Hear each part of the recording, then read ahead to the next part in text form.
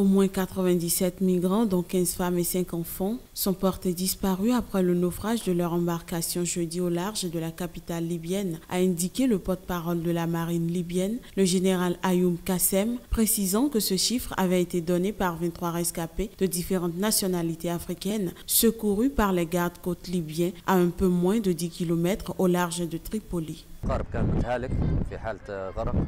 L'embarcation n'était pas assez solide et elle a coulé. 23 personnes ont été sauvées et emmenées à la base des gardes-côtes. L'autre embarcation n'a pas été retrouvée et je pense qu'elle se dirigeait vers la côte.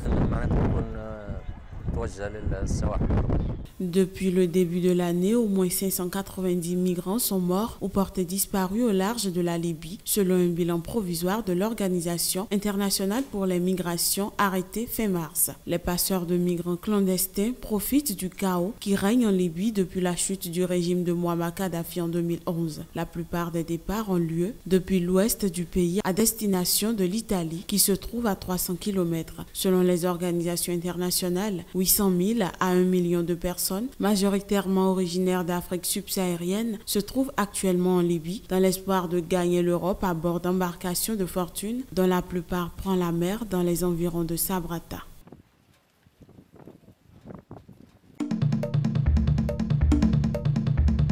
Les victimes, tous pèlerins musulmans, participaient à une retraite spirituelle annuelle dans le sud-est du Sénégal. Un incendie d'origine inconnue s'est produit mercredi à Médina Gounass, à environ 530 km au sud-est de Dakar, faisant au moins 22 morts. Cette catastrophe est l'une des plus meurtrières de l'histoire de ce rassemblement. Jusqu'à jeudi matin, le bilan était de 22 morts et 87 blessés, dont une vingtaine dans un état grave, selon un responsable au groupement national des sapeurs-pompiers qui ajoutait que ce décompte était provisoire. Selon lui, les blessés ont été évacués à l'hôpital régional de Tambacounda, la principale ville du secteur, à près de 80 km au nord de Médina Gounass. Parmi les blessés, outre les brûlés, dont certains sévèrement atteints, figurent des victimes de la bousculade ou de choc avec des objets sur le site, a indiqué cette source. L'origine du feu est toujours inconnue. Musulmans sunnites à plus de 90%, les Sénégalais pratiquent un islam dominé par d'importantes confréries soufis, essentiellement celles des Tidianes, des Mourides, des cadres et des Layen.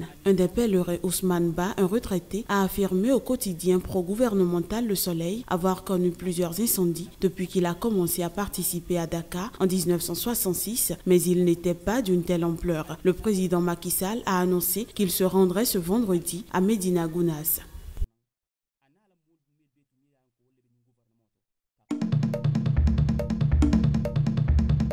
Les peines sont lourdes, mais moins sévères que le réquisitoire du procureur qui demandait la prison à vie.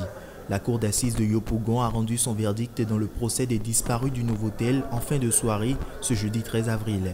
6 à 20 ans de prison pour les principaux accusés, dont le général Bruno Dogboblé, ancien chef de la garde républicaine ivoirienne.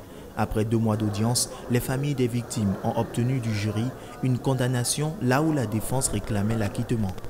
On a eu un échec de la procédure d'instruction et même de la cour d'assises parce qu'au jour d'aujourd'hui, après le délibéré, nous ne savons toujours pas qui les a tués et comment ils ont été tués. Pour moi, c'est un échec.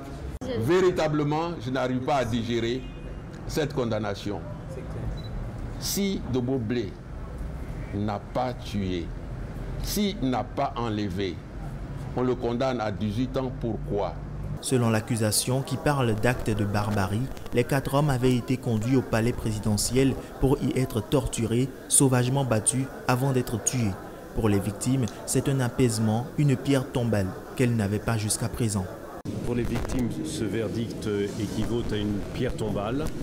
Ils ne savent pas où est le corps, ils ne pourront pas se recueillir sur un endroit symbolique, mais ils auront ce verdict qui leur permettra maintenant de pouvoir complètement achever ce travail de deuil et de regarder devant. Nous avons les responsables. Ils sont condamnés. Maintenant, refermons ce dossier. Pensons à une réconciliation nationale. Le procès n'a toutefois pas éclairé les nombreuses zones d'ombre des événements. Le mutisme des accusés pendant les débats n'a pas permis de connaître comment, pourquoi et par qui exactement les victimes ont été tuées, et on ignore toujours où se trouvent les corps de 3 d'entre elles.